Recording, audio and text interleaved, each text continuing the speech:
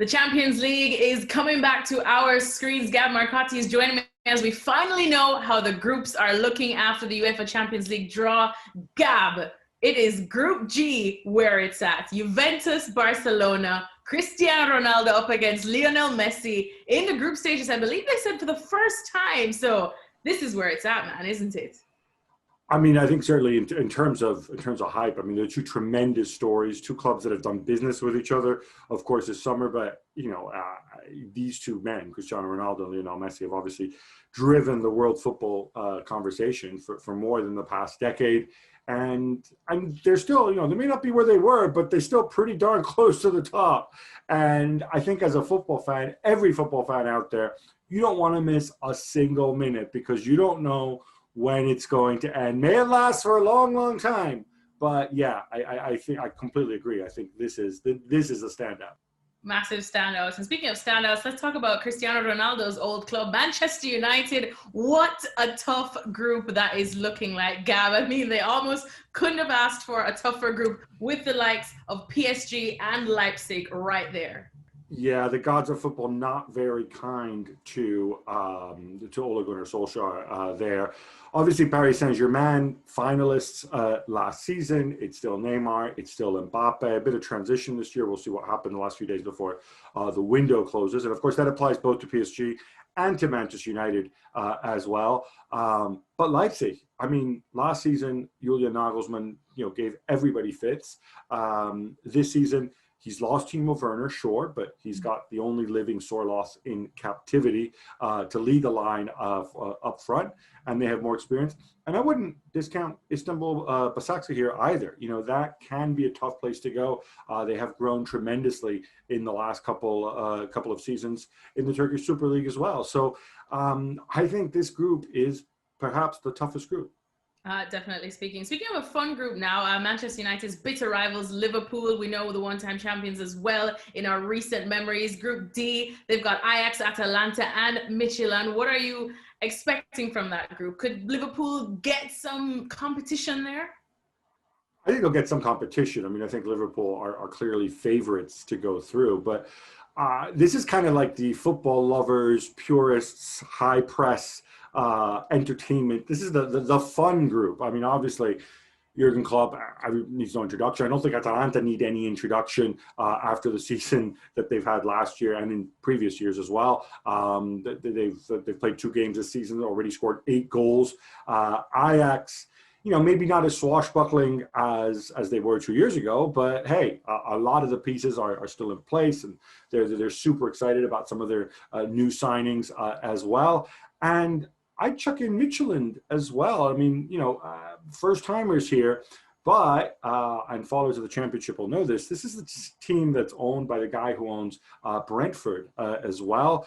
They have another high press philosophy. They have a passing philosophy. They are very, very, very attacking. So this is definitely, I think, the group for the overs.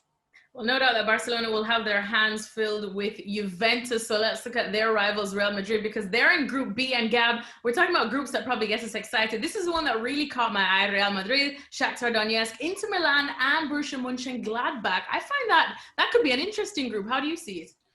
Yeah, I think, again, on paper, this is the other really tough group because obviously Antonio Conte's gone all in the summer. He got the players that he wanted, Achraf Hakimi, Arturo Vidal. He confirmed some of his loan deals. Real Madrid, on the other hand, I think they focus more on moving players out, although they added Martin Odegaard to the midfield as well. I mean, this is pretty high-end stuff. And then you look past that, Marco Rosa for Gladbach also hanging on to a lot of his stars. Very tough to play against those guys. And Shakhtar Donetsk, I mean, I think by now we've kind of gotten used to that, that is about as much fun as a trip to the dentist. And, Shakhtar Donetsk, a team that, have made the knockout round on numerous occasions over the last few years. So even as managers change, I think there's a strong club structure there. So for me, I think this is the other group that's difficult to call. If you want to say, Real Madrid and Inter are favorites on paper, go ahead. But a lot of things don't pan out the way we expect them to on paper. Two more groups I definitely want to touch on. Of course, we'll get to Bayern Munich, the defending champions, but let's just quickly look at the group that Chelsea are in. Frank Lampard, I'm sure it would be a nice feather in his young managerial career to get Chelsea deep in this competition. How happy will they be with their group? Well, he got them deep into the competition last season as well. I mean, I think the thing about Chelsea's group is you look at this and, perhaps you've got teams in there who don't have great Champions League traditions. But I think in that sense, when you look at this, when you look at sort of the up and down start they had, when you look at the expectations after the summer spending spree that we witnessed here at Stamford Bridge, you might say, okay, well, that can be a bit of relief. But I'll tell you what, I mean, and we see this every single year in the Champions League, you drop points early on, match day 1, match day 2, match day 3, all of a sudden it becomes a huge pain. It becomes a huge drain. And then it affects how you perform in the league. So could have gone worse for Chelsea, of course. Could have gone far worse. But equally, I don't think Frank Lampard Jr. will want to be taking this for granted. And finally, the defending champs, Bayern Munich, of course, Atletico Madrid, Salzburg, and Lokomotiv Moscow in their group. How happy will the champions be with that? I think they'll be happy to a point.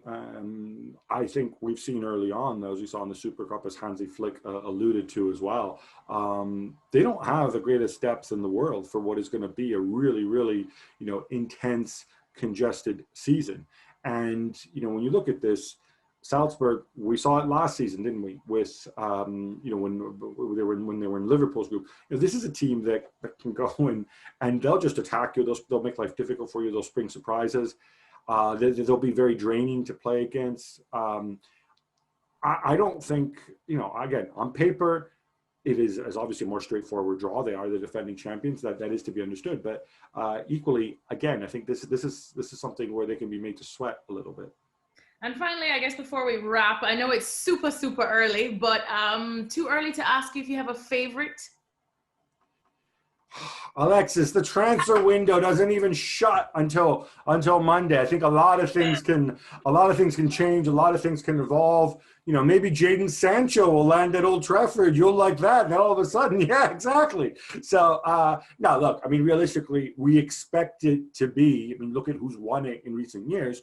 You expect it to be one of the traditional blue bloods. But you know what? I think, and we saw this last season, again, with Atalanta and others, and Lyon doing so well in the competition. I'm not going on a limb, not until I've seen these guys play, not until we understand how they will have been affected as well by some of the restrictions that are in place with the global pandemic, by the more congested fixtures. No, you're not going to trick me into making a prediction this early.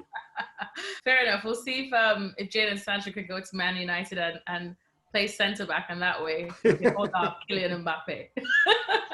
Well, thank you very much for watching ESPN on YouTube. For more sports highlights and analysis, be sure to download the ESPN app. And for live streaming, premium content, and let's not forget as well, ESPN FC 7 days a week. Subscribe to ESPN+.